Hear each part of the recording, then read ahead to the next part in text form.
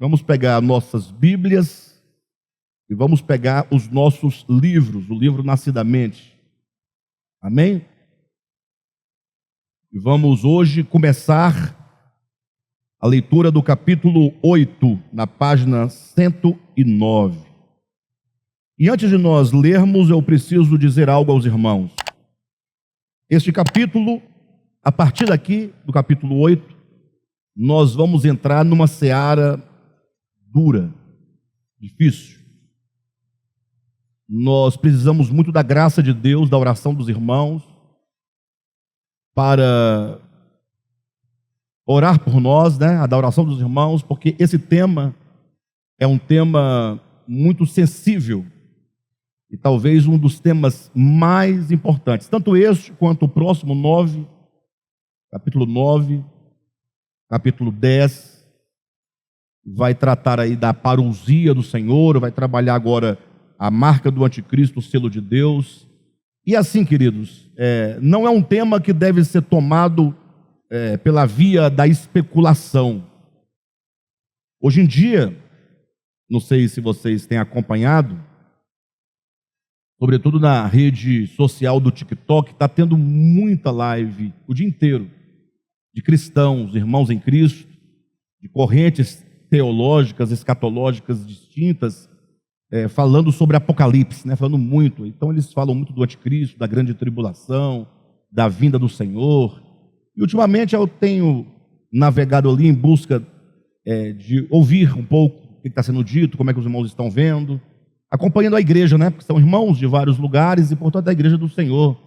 E eu quero confessar a vocês que, a despeito de toda boa vontade dos irmãos, de todo empenho, porque há muito empenho, né, da parte de muitos, ficando horas e horas debatendo os assuntos, mas o fato é que os nossos irmãos, a igreja de um modo geral, procura muito o Apocalipse pela via da especulação e pela via dogmática, né? Pela via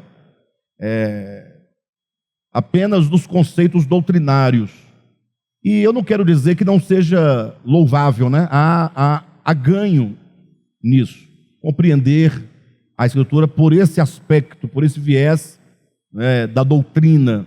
Mas a nossa proposta no DEVAP, sobretudo, e eu tenho plena convicção que é Deus que tem nos conduzido até então para essa leitura da Escritura do ponto de vista orgânico.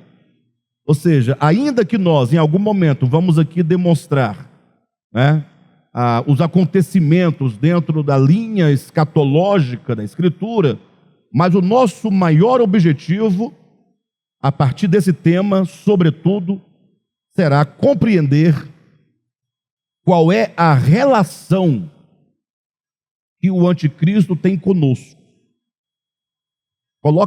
Guarda isso.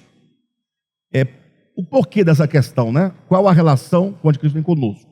Porque tudo o que nós temos ouvido até então, é o que eu entendo, ao ouvir, ao ler os livros que tratam dessa questão, é que me parece que não há nenhuma relação direta para conosco, porque todos falam do aparecimento de um homem, e ele virá no âmbito da política, sobretudo, com vínculo com a religião, mas é algo do futuro, é algo que será imposto à humanidade, dizem, de modo objetivo, que vai oferecer, por exemplo, uma marca em troca de adoração.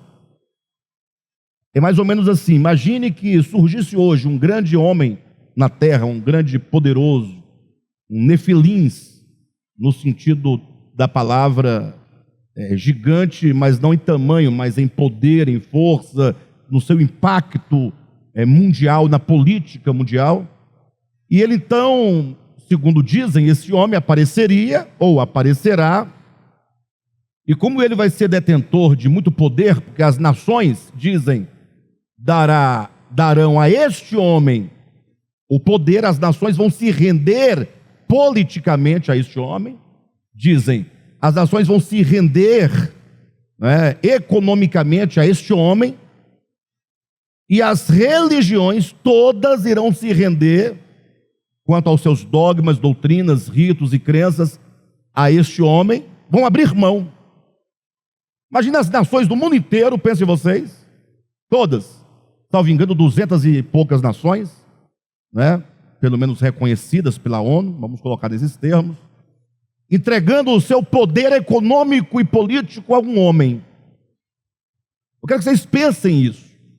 Isso é o que é ensinado e o que é esperado por 99,9999999, só não tem mais nome, porque lá no final vai aparecer eu que quebra a sequência. Eu vou aparecer lá para quebrar a sequência, mas todos eles estão dizendo, aparece um homem aí, lá o camarada lá da Coreia do Norte, vai entregar para ele o poder político e econômico. Imagine. Aí o presidente dos Estados Unidos vai entregar a este homem o poder político e econômico. O Putin da Rússia vai entregar para este mesmo e único homem seu poder político e econômico. O Brasil fará, a França, toda a Europa, os países asiáticos, os países africanos, os países, né, da América do Norte, da América Central, da América do Sul, de todo o mundo. E não somente o poder político, mas o poder econômico. Então imagine um homem que será a síntese de todas as nações, de todos os tronos, vai ser o soberano absoluto sobre todo mundo. E imagine agora, num segundo momento, o Papa da Igreja Católica Apostólica Romana entregando, rendendo-se à fé, ou melhor, abandonando a fé, e a Igreja Católica como um todo, abandonando literalmente, abrindo mão de todos os dogmas e crenças e ritos e sacramentos para adorar este homem, tê-lo como Deus. Pense nisso. O cristianismo inteiro, cristãos evangélicos, cristãos protestantes, né? E quem não o fizer, nesse sentido, não vai receber a moeda de troca, que é uma marca. É o que é dito, é o que é ensinado e é o que é esperado. Então, os candomblecistas, os umbandistas, né? Digamos, os hindus, os budistas e os muçulmanos, todo mundo abrindo mão da sua fé, em razão deste homem, que será o objeto de adoração único e exclusivo de todo mundo, do mundo inteiro. Bem, por que eu estou pedindo para vocês pensarem isso? Para vocês pensarem e buscarem nesse raciocínio uma viabilidade. A opinião de vocês, que estamos aqui para refletir, tá, irmãos? Para pensar. Você pode continuar com a sua crença, não tem nenhum problema. O nosso objetivo não é fazer proselitismo, não. Nós só estamos compartilhando conhecimentos e melhor, né? Estamos compartilhando entendimento, não é nem conhecimento. O conhecimento já pressupõe certeza e verdade. E nós não queremos nos dizer que estamos, né, com essa bola toda. Queremos apenas dizer que nós temos entendido, por meio das Escrituras, coisas que nos fazem sentido. E só é possível fazer sentido para você se você parar para pensar conosco. Daí o anticristo, esse homem, ele vai dar uma marca, não é? Aí os cristãos já falaram de tudo. Que marca seria essa? Essa marca no passado já foi um carimbo, porque outrora, há 40 anos, só tinha carimbo mesmo de papel. Então, um carimbo na mão, na testa, era a mais alta tecnologia possível, que se aproximava da ideia do selo da besta. Passa o tempo e aparecem outras coisas, né? E surgiu depois o código de barras. Quando surgiu o código de barras, rapaz, que loucura! É uma coisa muito misteriosa, tem umas barras, né? E uns números, e o pessoal somou de todo jeito aquele número para ver qual o número que dava. Aí, como não soma, porque os números são diferentes, porque cada conjunto de números daquele é uma identificação de um produto Por exemplo, o livro nosso aqui, ó, tem um código de barras. Então, em algum lugar aqui, um blocozinho desses números identifica que é livro e não uma lata de óleo. Coisa simples. Mas, rapaz, aí depois perceberam que todo o código de barras, ele tem 3 barras que são maiores. A primeira, uma do meio e a última, e as outras menores. Então, por que não colocar um 6 embaixo de cada uma dessas maiores? E aí vão aquela elucubração louca, desesperada. Agora está chegando, ele está chegando. Sem o código de barras, ninguém compra, ninguém vende, ninguém faz mais nada. Aí passa seu tempo, aí cai em desuso. ISO 2001. Lembra do ISO 2001? Que era um selo de qualidade de produto. Agora é o ISO, chegou, é o anticristo está chegando, aí cai em desuso, não dá nada. Aí surgiu a nanotecnologia, surgiu o chip. Quando chegou o chip, é o chip do tamanho da cabeça de um alfinete. E quando começaram a colocar nos cachorros, então agora pronto, colocando na sobrepele, sobrepele não, por debaixo, a pele, agora vai vir e tal. E as coisas vão acontecendo. Inteligência artificial, estamos agora na onda da inteligência artificial, e a inteligência artificial vai ficar tão caduca quanto o carimbo, se o mundo continuar ainda mais uns 40, 50 anos, vocês vão ver muita coisa, e a inteligência artificial vai passar longe, porque a própria Escritura declara: e a ciência se multiplicará, e o amor de muitos se esfriará. Então, na medida que a ciência cresce, o amor diminui. A iniquidade cresce, o amor diminui, a ciência aumenta, o conhecimento. Mas o fato é que espera-se, isso aí são a maioria dos cristãos, Aí uns já falaram que era o Papa, já fizeram as contas de quantos pontificados já houve na história, até que quando chegar... o João Paulo II já foi a besta, já foi o anticristo. Mas aí como ele passou, aí vem um outro... quando entrou o Ratzinger lá, o Bento, agora é ele. Aí o pior, quando ele abriu mão, porque ele abriu mão, ele não morreu, ou seja, ele morreu, mas não morreu, não deixou de ser Papa porque morreu. Ele estava vivo quando renunciou. Aí quando renuncia que vem o Francisco, salvo engano, é esse o jogo. Aí olha a leitura, pronto, a besta foi ferida de morte e ressuscitou. Então ela morre no Ratzinger e ressuscita no Francisco. Vocês estão entendendo?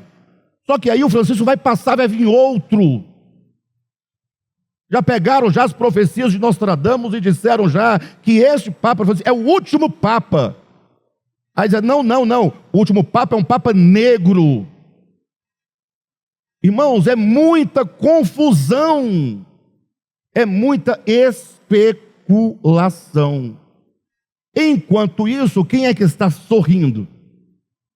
Quem é que está feliz com essa confusão toda? O anticristo. Ele está feliz. Porque desde que as pessoas não saibam quem ele é, desde que as pessoas não saibam onde ele está, não sabem a sua natureza, não sabem a sua identidade, não sabem a sua obra, não sabem nada, estão achando que a obra do anticristo vai ser governar o mundo do ponto de vista político, religioso, em troca de quê? De você comprar e vender. Se você largar sua religião e me seguir, você pode comer e beber. Do contrário, eu vou te matar. Todo mundo espera isso acontecer. Alguém pergunta, mas pastor, mas a Bíblia diz isso. Aí eu diria para você, a Bíblia diz muita coisa.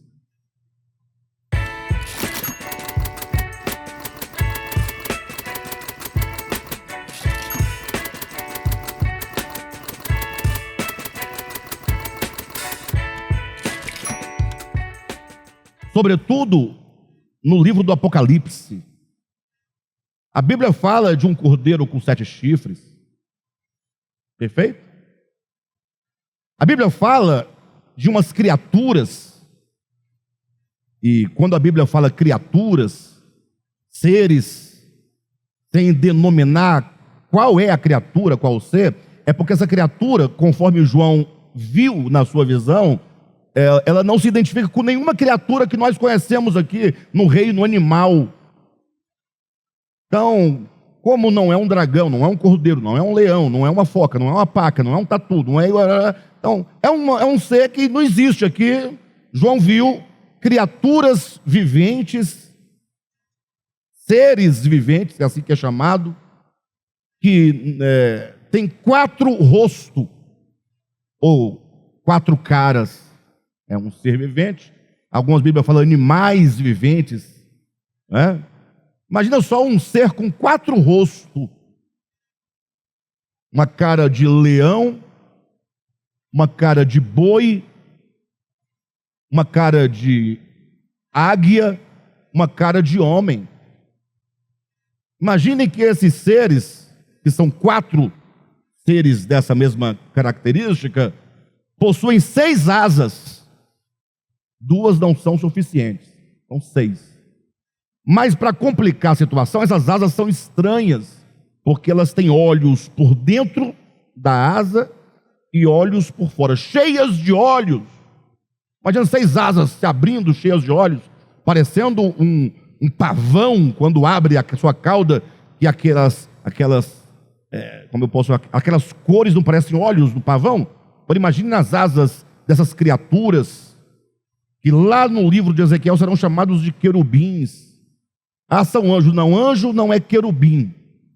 Anjo é um tipo de criatura, querubim é outro tipo de criatura, serafim é outro tipo de criatura e surubim é um peixe.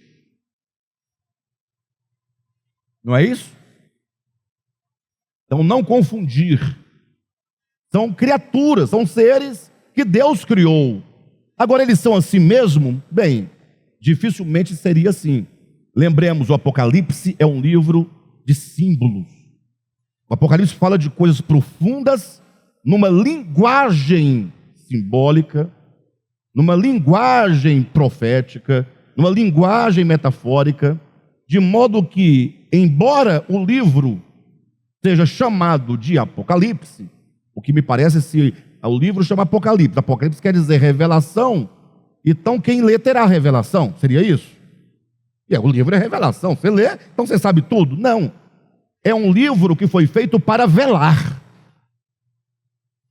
Imagina você escrever um livro, não para esclarecer, não, mas você escrever um livro para esconder dentro dele verdades que não podem ser conhecidas por todos, mas somente por aqueles a quem Jesus revela.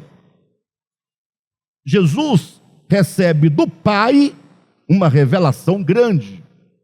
Irmãos, se Jesus é a revelação do Pai no Evangelho, imagina Jesus recebendo uma revelação. Ninguém para pensar nisso. Livro da revelação de Jesus Cristo, que Deus lhe deu. Deus dá ao Cristo, a Jesus Cristo, uma revelação. E que Jesus Cristo agora, por meio de um anjo, transmite essa revelação a João. E João, por sua vez, escreve este livro chamado Apocalipse.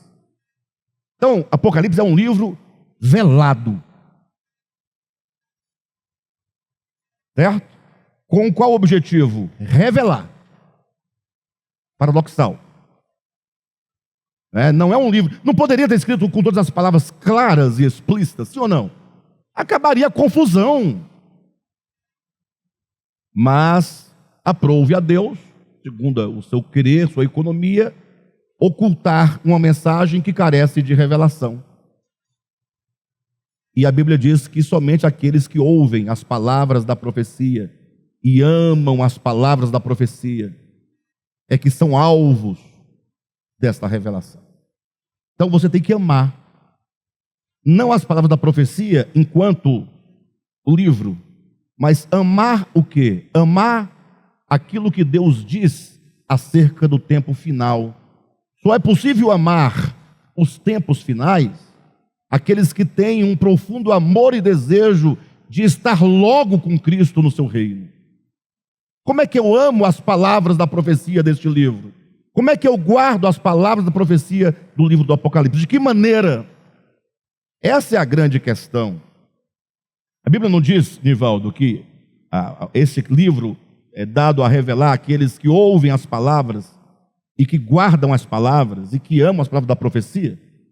Aí a gente se depara com esse texto, aí faz isso um tópico. Um tópico. Tópico de quê? De um ensino.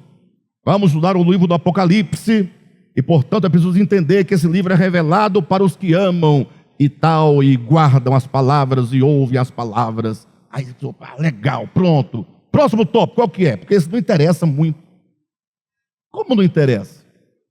Você só receberá a revelação que está no livro do Apocalipse, que é um livro selado. É um livro selado. Lembre-se que é um livro selado e que ele foi aberto os seus selos na visão de João. Mas ele precisa ser aberto na história e aberto aos olhos espirituais do nosso coração. Logo, o que é ouvir as palavras da profecia? Aqui é para destruir, aqui é para nos machucar, aqui é para nos ofender, aqui é para nos expor. Amar as palavras da profecia, ouvir as palavras da profecia, acolher as palavras da profecia.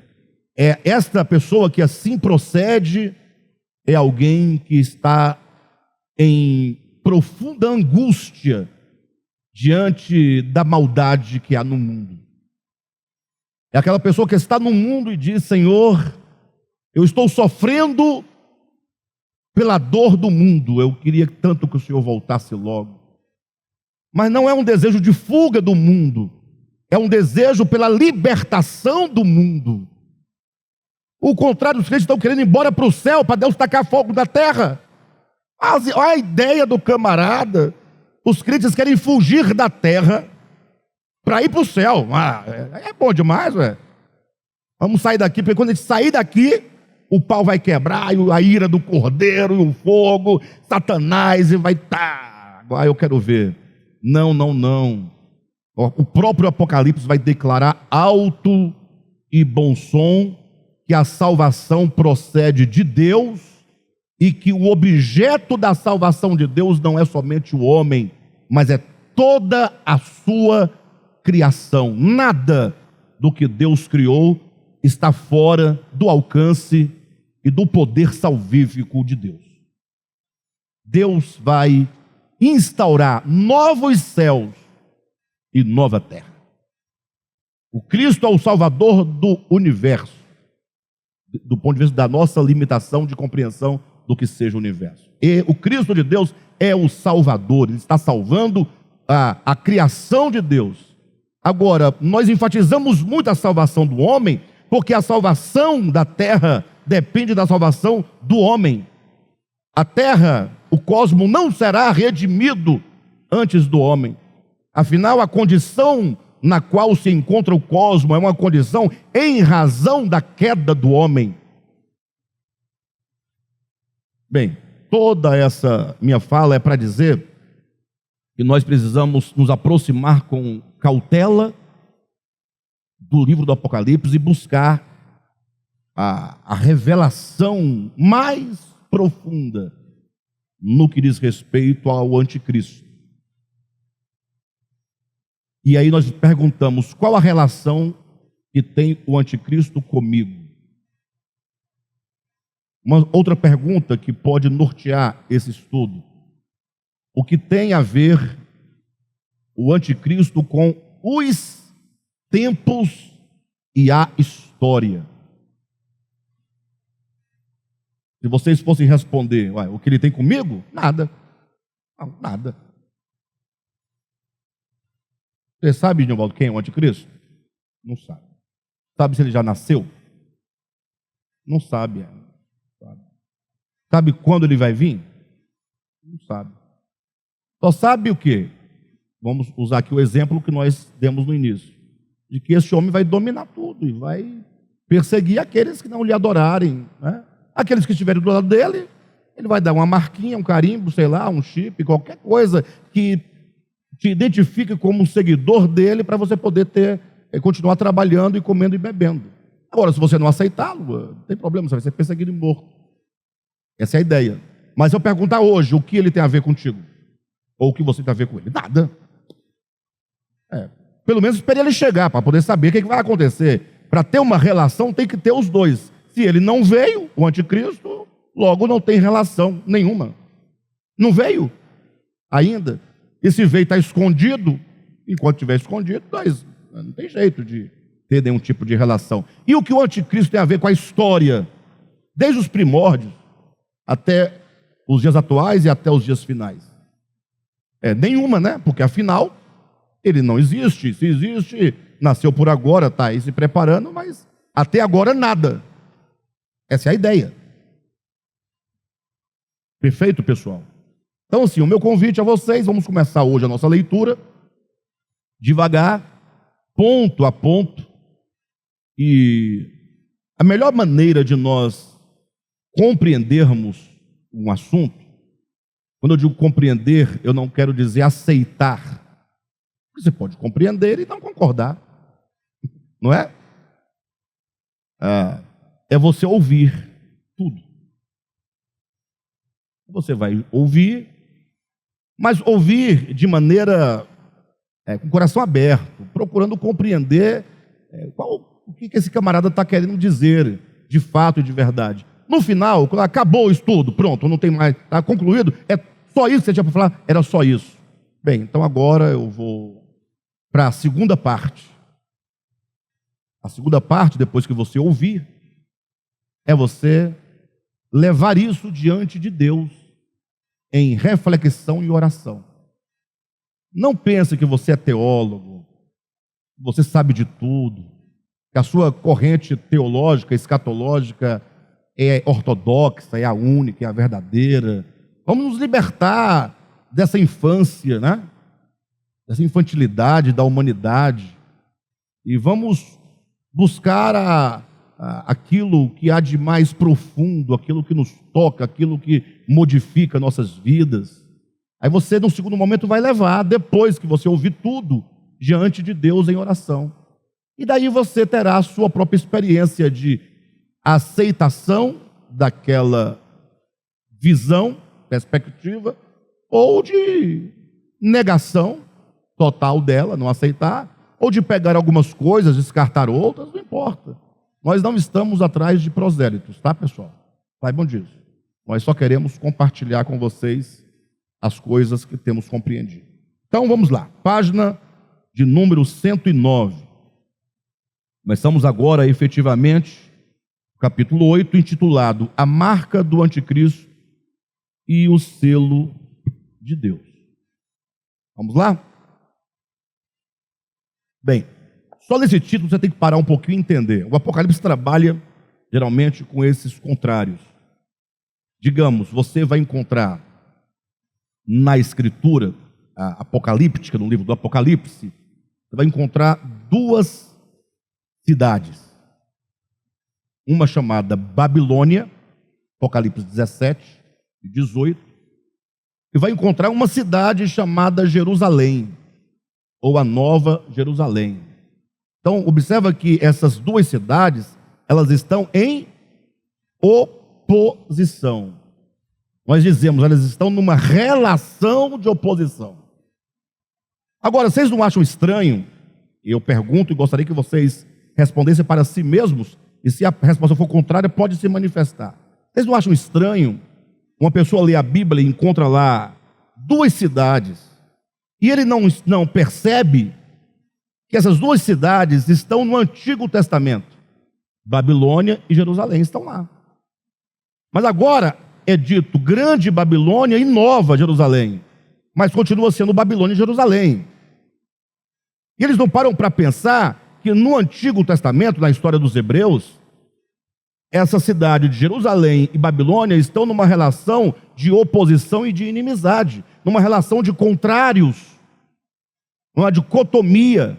Não tem como aproximar as duas coisas, porque uma representa a economia de Satanás, a outra a economia de Deus. O mais estranho é que quando se lê no Apocalipse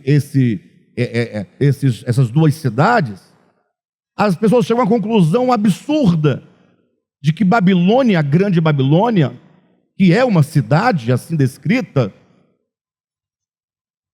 eles acham que não é uma cidade, que é o mundo, é o sistema. Eles entendem assim. A maioria dos cristãos, que é a maneira correta de entender. Só que quando chega na outra cidade, que está na relação de oposição, não, aqui é uma cidade. Você vê que é uma falta de critério, né? Como é que eu declaro que a cidade Babilônia, eu tenho que lê-la espiritualmente, simbolicamente, e quando eu chego na cidade que está em relação a ela, que ganha sentido em relação a ela, não, aqui é a cidade. Aqui é a cidade. Não percebe que a Babilônia não pode ser uma cidade, porque é uma mulher também. E essa mulher é uma mulher impura, é uma prostituta, uma mulher que se vende, uma mulher que conquista pelo prazer, a mulher que degrada o homem. O sentido da prostituição é de uma mulher muito bela e começa então a seduzir os homens aos seus prazeres, a fim de que eles sejam totalmente tomados pelo mesmo espírito de prostituição, de adultério, no sentido de corromper-se com os seus enganos. Por isso que a prostituta, ela oferece um cálice para ser bebido pelos homens, para embriagar os homens, tirar a sensatez dos homens, a lucidez dos homens aqui, humanidade. E a outra cidade também é uma mulher, só que é uma esposa. Lembra a pureza, a integridade, a verdade, adornada para seu esposo. Então a Bíblia trabalha com esses jogos. Perfeito ou não? Semelhantemente, eu citei as cidades para vocês entenderem que quando a Bíblia fala de anticristo, nós estamos dentro dessa mesma relação. Bem, o Apocalipse não usa o termo anticristo. O termo anticristo só vai aparecer nas epístolas de João. Certo? Você não encontra a palavra anticristo em nenhum outro livro da Bíblia. Anticristo é um termo usado por João. Paulo vai chamá-lo o homem da iniquidade, o filho da perdição. No Apocalipse será uma besta, em Daniel será uma besta. Mas o fato é que são linguagens diferentes para se referir à mesma coisa. Mas o fato é que quando a Bíblia fala da besta que emerge do mar e que traz consigo um selo para selar a fronte de todos os homens, convocando todas as nações da terra para um grande conluio de adoração, de entrega a este anticristo, a essa besta, né? Os homens serão selados, marcados, identificados. O contrário, nós temos também Deus selando na fronte os servos do Deus vivo e os seguidores do Cordeiro. Poxa, não é possível. Eu não posso jamais falar para vocês de anticristo, ou de besta, ou de selo da besta, sem falar que em oposição tem um outro selo, que também é oferecido, para que os homens sejam selados nas suas testas. Ou seja, tem duas forças dentro do Apocalipse reveladas que têm o propósito de selar a humanidade. Essa é a grande questão. Ou seja, você não vai escapar do selo. Você será selado ou pela besta ou pelo Deus vivo. Não tem escapatória. Agora, queridos, nesse momento eu preciso que vocês orem diante desse tema, no Espírito, porque é um tema que ele não pode ser debatido teologicamente. Deixe-me tentar explicar para vocês uma coisa, e aqui está a minha limitação. A minha limitação. Confesso, compreendo extensivamente a Escritura, com toda modéstia e humildade. Escatologia, teologia, protologia bíblica, profecias, a Bíblia dogmática, tudo que vocês imaginarem, eu já li, continuo lendo e continuo entendendo, e etc e tal. A grande questão, e eu estou dizendo isso porque chega um ponto que você precisa pensar as coisas espiritualmente e não doutrinariamente. Por que eu digo isso? Vocês não estão entendendo, talvez. Mas o que nós vamos afirmar aqui nesse estudo? Estou adiantando para vocês, que vocês já entrem nessa seara já com o coração aberto, procurando compreender. É porque do ponto de vista doutrinário, da doutrina, se você estuda a Bíblia, você consegue ver os ensinamentos, sim ou não? E o que o ensinamento da salvação diz? Que a salvação é um dom de Deus, sim ou não? Que a salvação é por meio da fé, sim ou não? Que a salvação, se é dom de Deus, é irrevogável, porque os dons de Deus são irrevogáveis. Se a salvação tem relação com a vocação, o chamamento, a vocação de Deus também é irrevogável.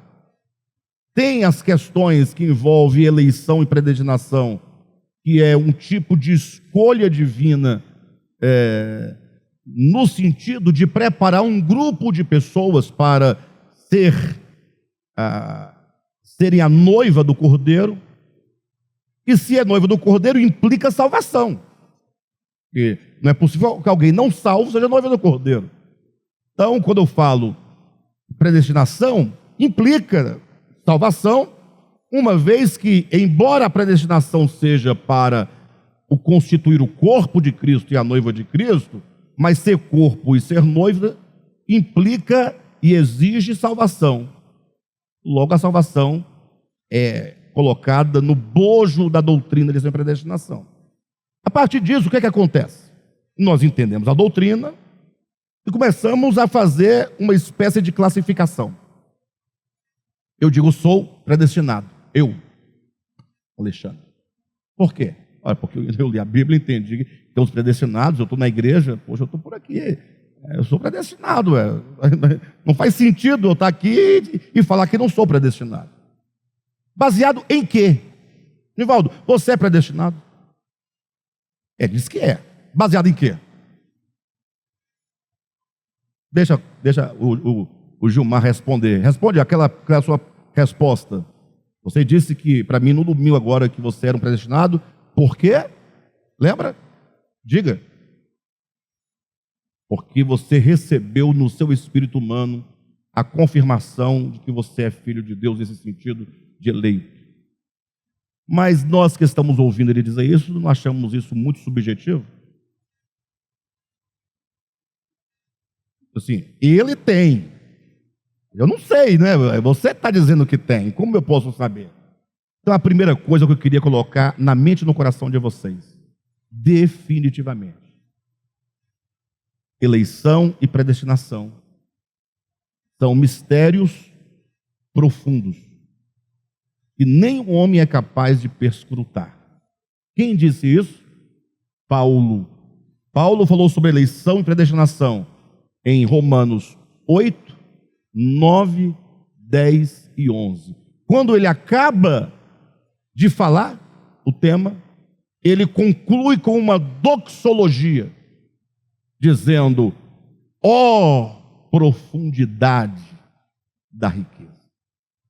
Ou seja, ele falou por revelação divina, e tão logo ele expõe, ele tem um ó.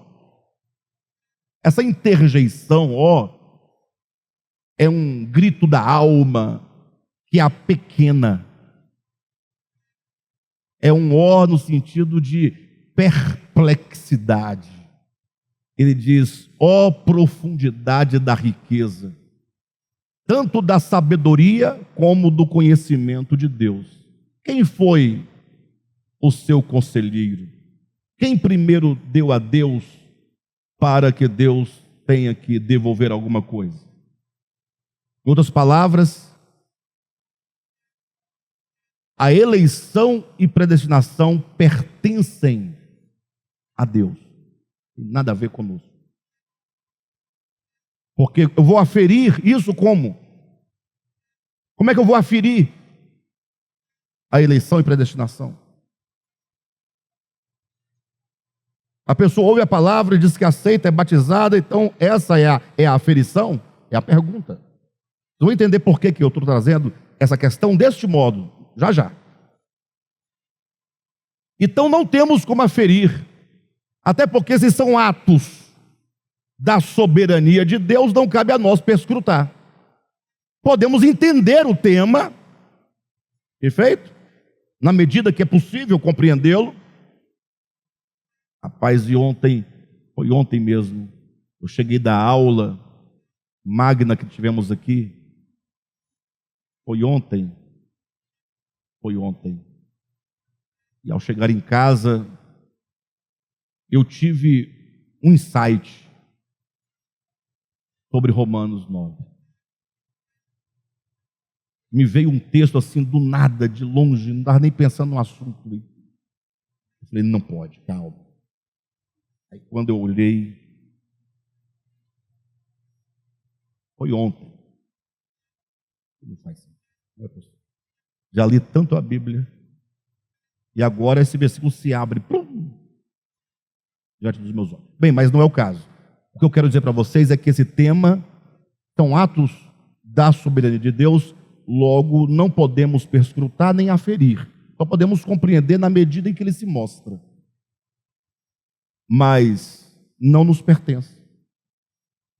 Quem entende a ideia de não nos pertence? Nós vamos estudá-lo sempre que possível e preciso for, mas não temos como se apropriar ou nos apropriarmos desse tema e trazer o quê? Como o quê? Não tem nada. Então é de Deus. Como acontece? Não sei. Eu não sei. O Gilmar vai perguntar, mas nem com a confirmação do Espírito Santo, é muito subjetivo isso. Quantas vezes você teve confirmação do Espírito Santo e lá na frente você viu que não tinha nada de Espírito Santo, você simplesmente teve um momento com você, com a sua consciência, você entendeu o que era assim, mas depois viu que não é bem aquilo, não é por aí as coisas, não são por aí. Bem, por que estou dizendo isso para vocês, queridos? Não é para semear dúvida, até porque eu tenho outras convicções que, se somadas, às vezes eu não consigo nem conectar todas elas, porque o caminho do entendimento é um caminho que requer muito tempo, e eu ainda sou criança, estou engatinhando, entendendo coisas assim, que, né, alguns pais acham que é muito, mas não é, é quase nada, nada, uma infância muito precária ainda é minha situação, o que significa que nós vamos compreender muita coisa ainda para frente, mas por enquanto estamos tentando. Essa aqui não encaixa aqui. É uma criança montando Lego e não consegue encaixar duas peças. E só tem duas peças e ele não consegue encaixar e ele acha que não encaixa. Mas na frente ele vai encaixar, vai dar certo. O problema não está nas peças do Lego, está na minha incapacidade de compreender como eu vou reunir duas coisas que para mim no momento não é possível que sejam reunidas. Mas, Alexandre, você está com um discurso sem futuro, porque onde é que você quer chegar com isso? O que tem a ver com o selo do anticristo? É porque nós vamos trazer aqui, nesse capítulo 8, uma declaração completamente válida, clara, lúcida, que explica os processos de salvação e de perdição. Então eu não vou trazer aqui, não vou evocar nenhuma doutrina e nenhum dogma para tentar explicar. Eu vou no Apocalipse, demonstrar que a humanidade como um todo, ela está ao longo da sua experiência, a humanidade, e cada homem e cada mulher, individualmente, no seu processo de existência, também está sendo selado. Eu quero dizer, você está sendo selado. Eu estou me adiantando ao texto, porque lá na frente vocês já terão ouvido isso, vai ficar mais fácil de compreender. Nivaldo, você tem quantos anos de idade? 50. Já fez 50? Quando foi que você fez 50? Fevereiro, né? Não fez um churrasco, não convidou os amigos. Nivaldo, está difícil. Bem, mas o fato, eu quero te dar uma notícia. Você está sendo selado. Desde que nasceu. Viu, Cádio? Não espere a manifestação do anticristo para decidir se você aceita ou não aceita o selo da Bíblia. Isso é a maior bobagem. Não funciona. As coisas não funcionam assim. Ainda que ao ler o texto pareça dizer que é assim, né? Mas entenda que tem coisas espirituais que, quando foram escritas, não havia linguagem nem condições de colocar isso no papel de uma forma explícita. Nivaldo está dizendo que se a humanidade está sendo selada ou pelo anticristo ou por Deus, porque são dois selos, se é um processo de selamento, isso equivale a dizer que as duas cidades também estão sendo construídas, edificadas. Então, eu quero, tudo que eu preciso de vocês é que vocês não confundam esse ensinamento com os dogmas e doutrinas conceituais estabelecidos, porque você vai perder a revelação no seu espírito, se assim você o fizer. Todos estamos sendo selados, ou pelo anticristo, ou por Deus. Ora pelo Espírito, ora pelo anticristo. Oi? É processo. Esse selamento nós vamos compreender que não é um selamento, não é uma coisa objetiva, que se põe, ou que se pega, ou que se admite. Selamento é formação. A relação do anticristo, preste atenção, ela é óbvia em si mesma. Quando você fala a palavra anticristo, vem logo à sua mente uma figura escatológica, uma personagem escatológica, sim ou não? Isso nos afasta imediatamente da essência do significado da própria palavra. Tem que parar de falar Cristo e pensar numa figura do homem com vestes brancas e um manto vermelho. Essa imagem que nos é trazida é a prova do dogma. Você carrega o dogma, quando fala Cristo, você já tem a imagem pronta. Anticristo, aí vem a imagem escatológica desse homem que virá, você já tem na sua mente. Isso prova que essas coisas não pertencem a nós.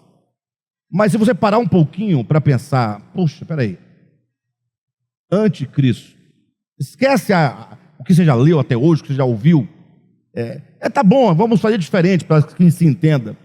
Chegue a uma pessoa que nunca teve acesso à informação dogmática e doutrinal e conceitual de anticristo. Ele não sabe o que é isso. Nunca ouviu. Perfeito ou não? Porque os cristãos já ouviram. Então você vai pegar uma pessoa bem remota, tal, que não sabe o que é Bíblia, não sabe o que é Moisés, não sabe o que é Jesus, não sabe o que é nada. Ela é crua do ponto de vista do conhecimento, do entendimento de Bíblia, de escatologia, de teologia, de dogma, de igreja, de tudo isso. Ele está totalmente puro, limpo. E você vai dizer assim, na sua singela opinião, o que você entende por essa expressão? E escreve num papel, anticristo. Você concorda que essa pessoa não tem como evocar nenhum dogma? Porque ela não tem informação. Não tem como evocar a doutrina? a escatologia, as correntes escatológicas, não tem como fazer isso. Ela só pode analisar o sentido da palavra ou das palavras. Então ele vai falar: bem, eu não sei exatamente do que se trata. Eu só sei que o termo anticristo, a primeira coisa que ela me informa, antes de qualquer outra, é que existe alguma coisa que se chama Cristo. A palavra anticristo não evoca primeiramente o anticristo, é lógico que não, porque só pode haver anticristo se houver o Cristo. Como eu posso ser contrário àquilo que não é, ou que não há? Olha que começa a mudar. Então, o termo anticristo, ele já surge diante da pessoa, me trazendo uma informação. Existe alguma coisa, eu não sei, a pessoa não sabe, ela não tem informação, mas ela sabe ler algo chamado Cristo. Não sei o que é, se é uma pessoa, se é um espírito, se é um ser, se é um país, eu não sei o que mas existe algo chamado Cristo. Agora, esse termo, diante daquilo que eu já sei que há, ele é contrário ao outro. Anticristo quer dizer aquilo que é, no primeiro momento, contrário a Cristo. Em segundo plano, aquilo que está em oposição ao Cristo. Aquilo que é contrário, aquilo que se opõe, aquilo que se afasta.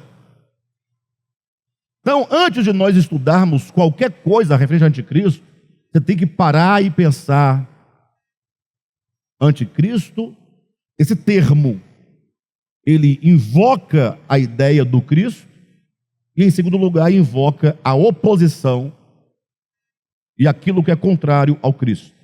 Daí, você tem paradigma para começar a pensar. Então, não é estudando escatologia, não, é só pensar. Pensar o quê? Bem, antes de eu entender anticristo, eu não tenho como entender anticristo. Não tenho. Não tenho como entender se eu não entender Cristo. Está todo mundo querendo entender o anticristo.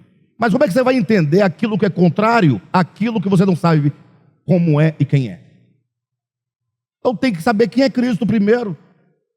Faz um levantamento de quem é o Cristo, de maneira categórica, né? Paradigmática. Escreva, compre um caderno, vai escrevendo as qualidades, os atributos, a cosmovisão, como ele trata as coisas referentes ao Pai, como ele trata a religião, como ele trata a humanidade, como ele trata os pecadores, como ele trata os religiosos, como ele trata a política, como é que ele trata. Faz um levantamento. Ninguém quer fazer isso, irmão, porque não é do interesse de ninguém entender anticristo. Então, quando você entender o Cristo, agora ficou muito fácil. Porque tudo que for contrário a isto, e tudo que se opor a isso, estará na categoria anticristo. É o ponto de partida. Quem fala, sim, eu já entendi, é porque o anticristo que virá, ele vai ser contrário a Cristo, vai se opor a Cristo, vai se colocar no lugar de Cristo. É por isso que ele é anti, ele é contrário. Eu falo, tá, e o que você tem a ver com isso? Quantas coisas anticrísticas não estão na nossa vida? Quantos conceitos? Quantas ideologias? Quantos comportamentos? Quantas atitudes? Quantos pensamentos e sentimentos estão diretamente se opondo e diariamente se opondo a tudo que é Cristo? Há um texto interessante, eu vou citá-lo para nós encerrarmos, muito interessante, e no momento eu não saberia localizá-lo, né? Mas deixe-me ver aqui, Lucas capítulo, Marcos, é o texto que quando Jesus vai ser preso, se alguém que puder encontrar aí, conseguir encontrá-lo antes de mim, quando ele vai ser preso, ele vai dizer aos seus discípulos que quem tem uma túnica a mais que venda e compre uma espada. 22:35. Tá?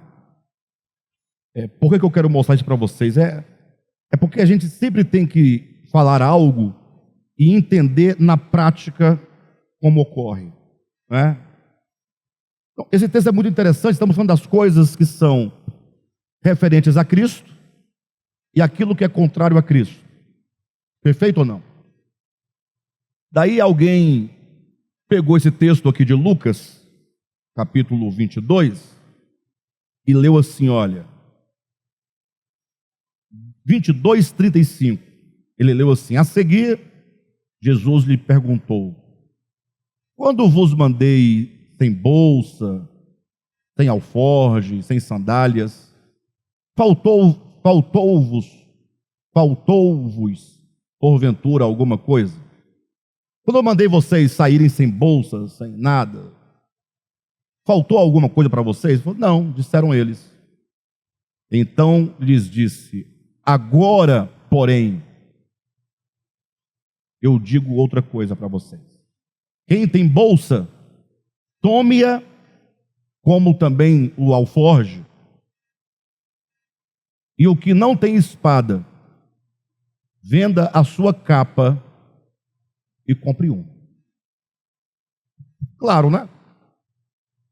Aí, tomando esse texto, falaram assim: olha, está vendo? O próprio Jesus manda os discípulos comprarem uma arma.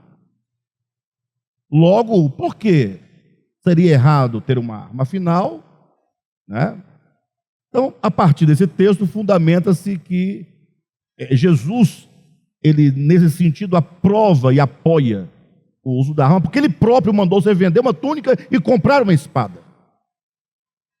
Mas é estranho, porque nós não pensamos que, quando Jesus foi preso, foi logo em seguida a esse texto, Pedro, puxando a espada, cortou a orelha do soldado e Jesus o reprovou. Embainha a espada. Aí eu falei: mas e o senhor, por que o senhor mandou comprar espada, se não é para usar espada? Vocês, quando lêem a Bíblia, não perguntam essas coisas, não? Não fica perguntando? Por que Jesus mandaria comprar uma espada? Lembrando que quando Pedro puxou a espada, Jesus mandou embainhar. Guardar. Para quê? Para enfeitar? Aí o texto que é usado para dizer que Cristo é assim, é exatamente o texto que diz que Cristo não é assim. O texto diz exatamente o oposto do que as pessoas pretendem que o texto diga. É só você ler o versículo seguinte. Por que que os discípulos tinham que portar uma espada? Por qual motivo? Versículo 37. Pois vos digo que importa que se cumpra em mim o que está escrito. Dá pausa, calma. Por que os discípulos teriam que portar uma espada? E por que se eles não tivessem, tinham que se esforçar para tê-la? Venda a capa sua e compra uma espada.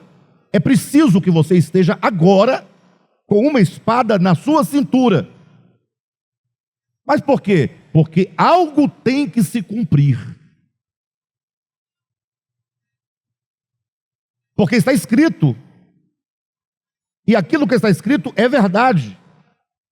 Mas para que essa verdade, que não pode ser vista com os olhos físicos, vamos representar essa verdade pela espada. Eu quero vocês com espada. É como se dissesse: olha, vocês são pessoas violentas. Vocês são maus. Porque essa maldade, essa violência está onde? No coração. E o que representa isso de maneira prática? A espada, que fere, que mata. E eu quero todo mundo com as suas espadas, porque o único que estará sem espada, porque não tem violência, sou eu. Porque no momento em que eu for preso, irá se cumprir, como diz o texto, ele foi contado com os malfeitores, porque o que a mim se refere está sendo cumprido. Então lhe disseram: Senhor, eis aqui 2 espadas. Respondeu-lhes: basta. Ou seja, ele foi encontrado em meio aos malfeitores. Isso será cumprido agora. Cristo era o único puro e sem maldade. A espada aqui é usada como mero objeto para representar a violência e a maldade do interior dos homens. Cristo, ele não tem nenhuma violência. Ele foi levado como ovelha muda pelos seus tosquiadores. Como ovelha muda, não abriu a sua boca. Gente, não é possível. Bem, hoje nós só conseguimos falar do título, né? É a marca de Deus, o selo de Deus. Comentamos o título, mas já foi bom. Nós comentamos o título, foi de bom tamanho. Não é fácil você entender um título, né? E não entendemos ainda não. Semana que vem a gente vai continuar falando sobre o título. Porque existem 2 marcas, ou a marca, o selo do anticristo, o selo de Deus. A marca do anticristo, a marca de Deus. E que se impõe aos homens. O fato é que estamos sendo nós selados, tá bom?